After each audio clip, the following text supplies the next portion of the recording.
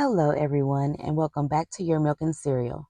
My name is Ramira Arlilia, your host and the owner of Your Milk LLC, where I specialize in making both skincare and self-care products.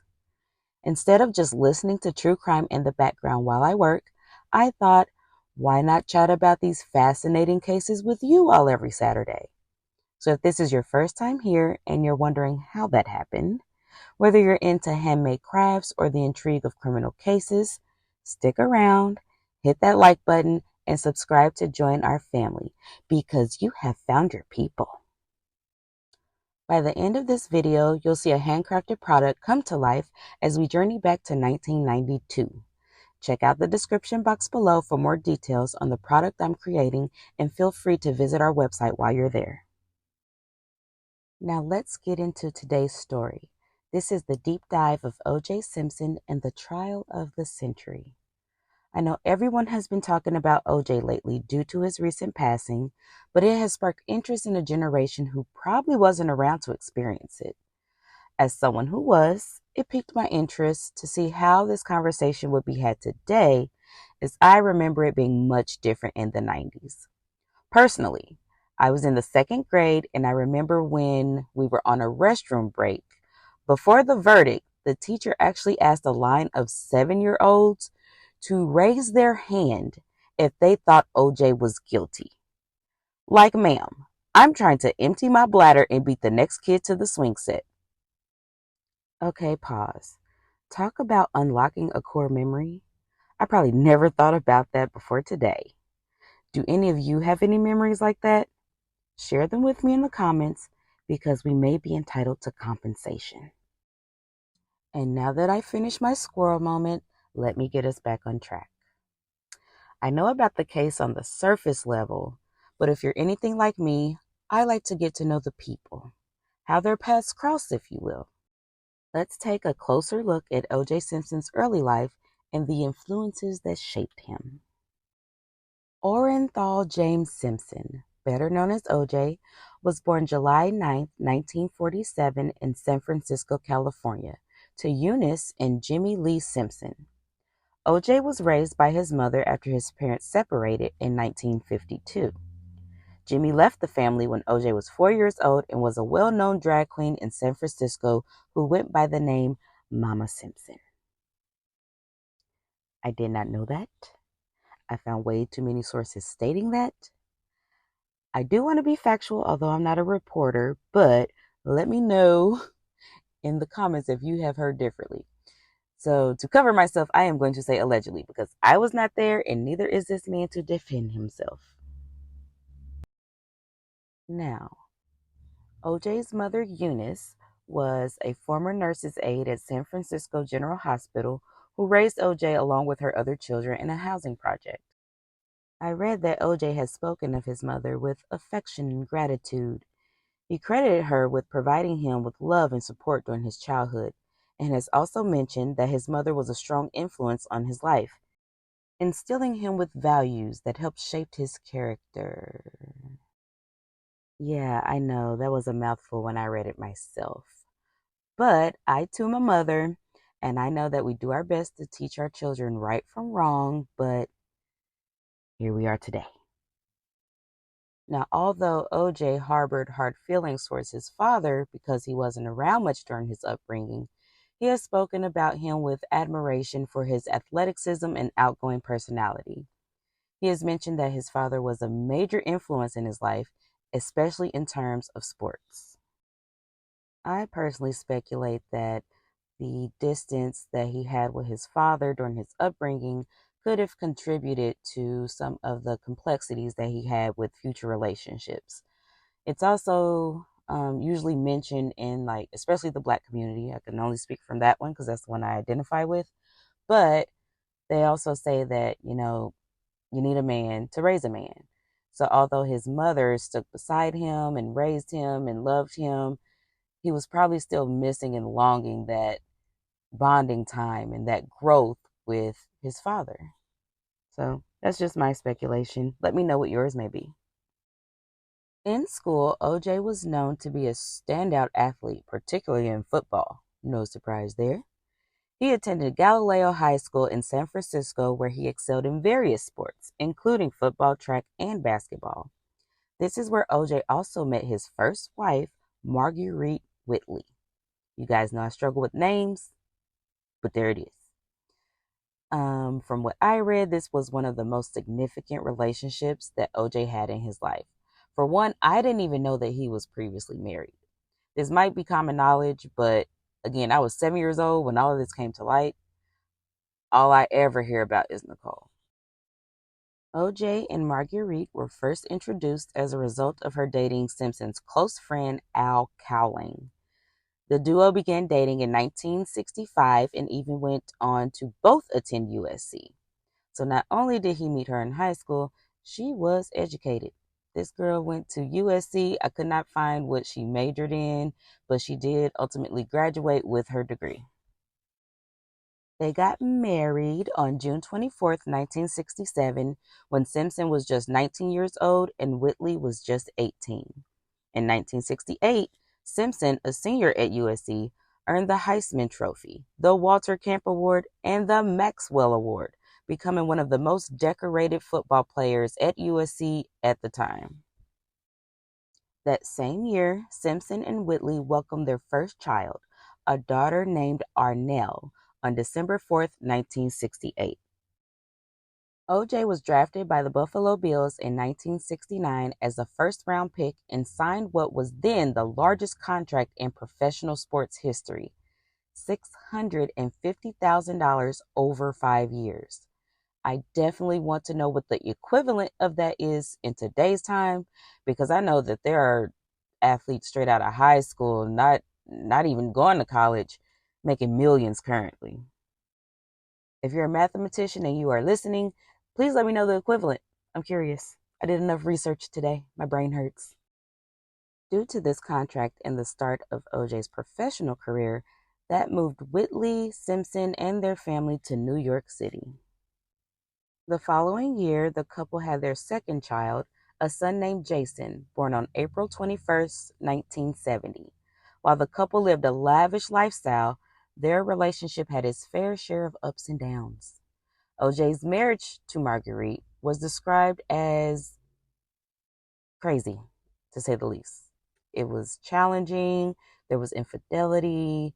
She felt like she was in the shadow, according to what I read. And I'm not even going to say that's far-fetched, because Jet Magazine actually featured them on a cover at one point and was like, how she deals with being jealous. Like, seriously?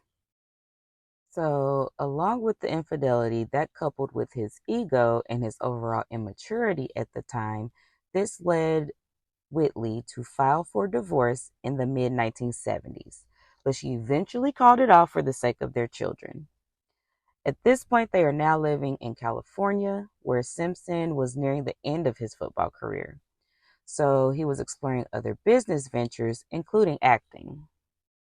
Now, one of my actual memories of OJ, aside from just unlocking that core memory, is his character in The Naked Gun, Detective Norberg. If you have not seen The Naked Gun, please go check it out. After this video, of course. OJ was living his best life and was known to frequent a nightclub called The Daisy in Beverly Hills that was Tony members only. This is also the same club that Diana Ross invited all of Hollywood to come out and meet Motown's newest act, the Jackson Fives. So this place was the spot back then. Like, even before that, like Marilyn Monroe, Nancy Sinatra, a lot of people used to frequent this place. So it wasn't just in the 70s. This place had been around. But this was his spot when they moved back to California. As mentioned, many celebrities would frequent the Daisy in its day and would often have menu items named after them. With OJ being a well-known football player and actor, he even had a dish. It was called the OJ Simpson, which consisted of scrambled eggs and, I kid you not, a sliced orange. It was specified that the orange was sliced. If you don't believe me, here's a picture of the menu. One fateful night in 1977, while Marguerite was pregnant with the couple's third child and OJ was enjoying the nightlife as he had been, in walks an 18-year-old waitress working her very first shift at the Daisy. That waitress was Nicole Brown, and that pivotal moment is when she first met O.J. Simpson.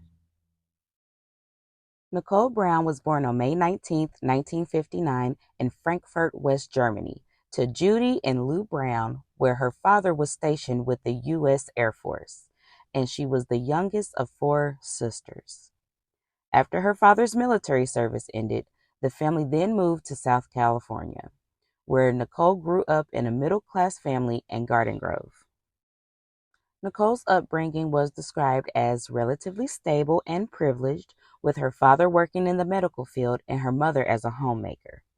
Nicole herself was described as a popular and outgoing young woman who enjoyed sports and socializing. In high school, she was well known for being both beautiful and athletic. After graduating high school, Nicole attended a community college and had just landed a job at the prestigious nightclub The Daisy, where she met O.J. Simpson during her first shift. From that moment on, Nicole's relationship with O.J. began to blossom as his marriage to his pregnant wife started to crumble. Marguerite gave birth to her and O.J.'s third child, a daughter named Erin, on September 24th, 1977. Despite this, Simpson and Brown's relationship quickly became serious, but the more I researched, the more I wondered if she was a willing participant. Apparently, warning signs were there early on that OJ was a controlling partner. Nicole almost immediately moved in with OJ and dropped out of community college because he, quote unquote, required that she be with him. OJ, on the other hand, had a completely different description. He described the courtship with Nicole as him purchasing many expensive gifts to win her over at the beginning of their relationship. I cannot and will not speak for Nicole, but at 18, I think I would have missed that first red flag myself. If I was fresh out of high school and landed a job in a sea of celebrities, I would have thought I just got swept off my feet by someone who had his own dish. Okay? Like John Travolta as Vinny could have gotten the business. Okay. Let's get back on track to the real couple of the hour, Nicole and OJ. They were often seen together at social events and appeared to be deeply in love over the course of the next year. Marguerite and OJ were now living separate lives when his relationship to Nicole became public in 1978. Based on diary entries kept by Nicole, this is when the first alleged physical abuse occurred. It was literally the very first diary entry from 1978 detailing how her then boyfriend attacked her after they had attended an event in New York City. Now, I will say her diary entries are readily available online, so I will not be reading them verbatim because the synopsis is horrible enough. But the first time it happened, she does say that it lasted for hours. Another entry stated that OJ smashed her white Mercedes Benz with a baseball bat after she arrived home later than expected and said that she was too afraid to get out of the car. Now, as I was talking to my sister about this, she brought up a good point. This is all speculation, but also how the human mind tries to process information. Nicole was still pretty young at this point, and from what I mentioned, had a stable upbringing. I would have thought that her parents may have welcomed her with open arms if she would have gone back home instead of enduring all of this alone.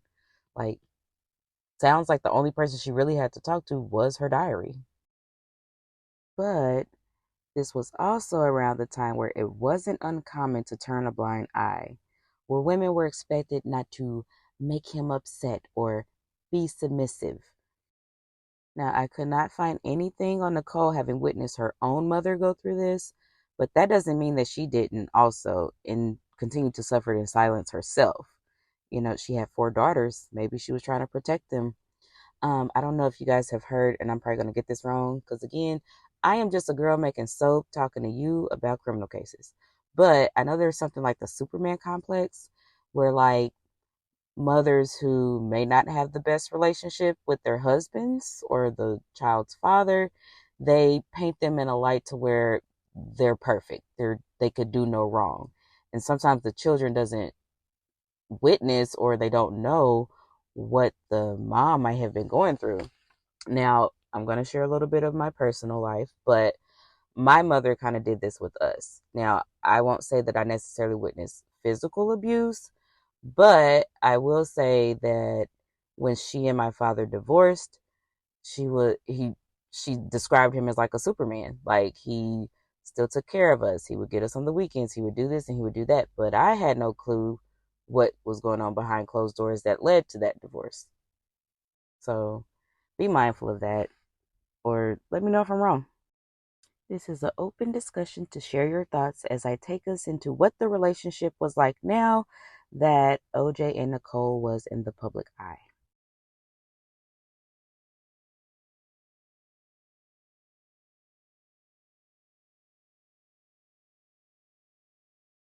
In 1979, OJ was retired and divorced from his first wife, and sadly, that same year, the youngest child that the two shared had passed away at the age of 2 after drowning in the family swimming pool.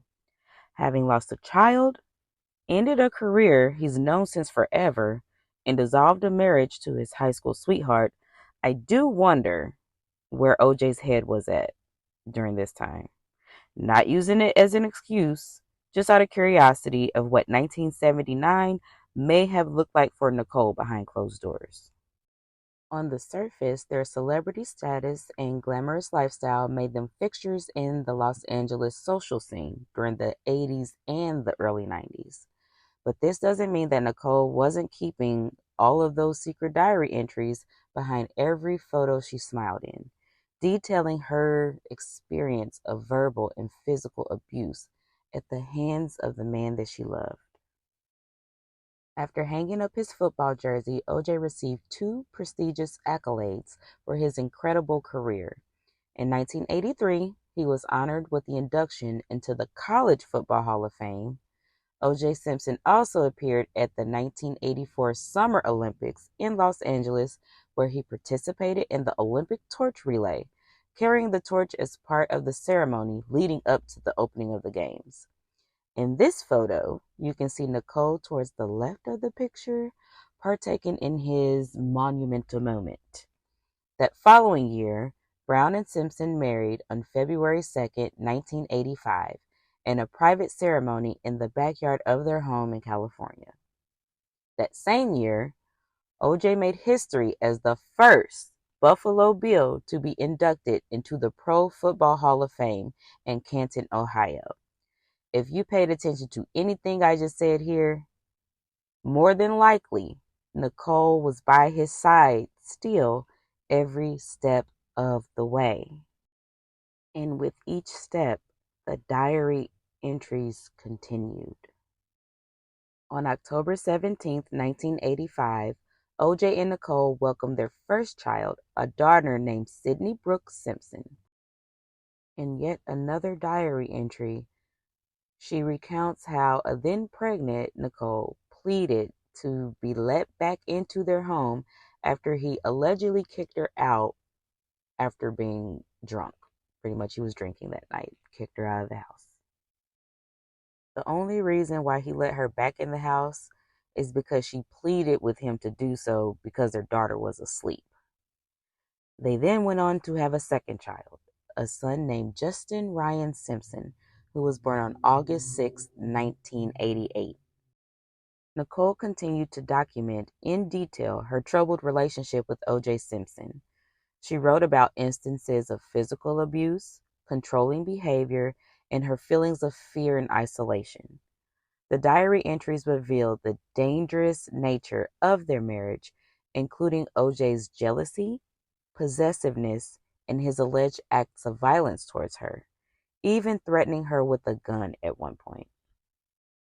Again, these are readily available, so if you want to look at the details of these, you are on your own. Those writings provided numerous accounts of the challenges she faced in her relationship with OJ, writing that he once abused her because a gay man kissed their son in Hawaii. It was mentioned that during this time, OJ was in a better place with his father, but speculated that those old feelings he had towards his father, who was an openly gay man at this point, I'm saying allegedly because I was not there, but they said that that may have ignited that particular rage. OJ, however, has said that he has never struck his wife and actually claimed that she was the one that struck him numerous times throughout the relationship. Did you leave out that it may have been in self-defense, OJ? Nicole stated that one time the abuse left her so badly bruised that she had to tell people she had fallen off of a bicycle.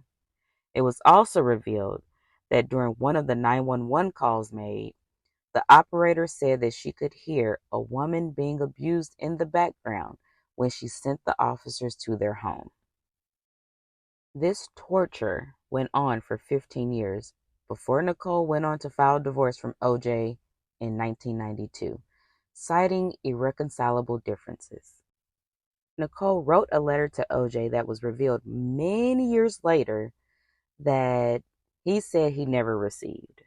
You can read the full letter linked in the description box below. It will definitely sum up what she went through, what she tried to salvage, and how she was just like, I can't do it anymore. As we wrap up, let's take a moment to reflect on the story of O.J. Simpson and Nicole Brown. Their relationship was marked by love, fame, and ultimately tragedy. Nicole's diary entries provided a haunting glimpse into the abuse she endured, highlighting the importance of recognizing and addressing domestic violence, and personally left me with some what ifs. What if Nicole never applied at the Daisy or took a different shift?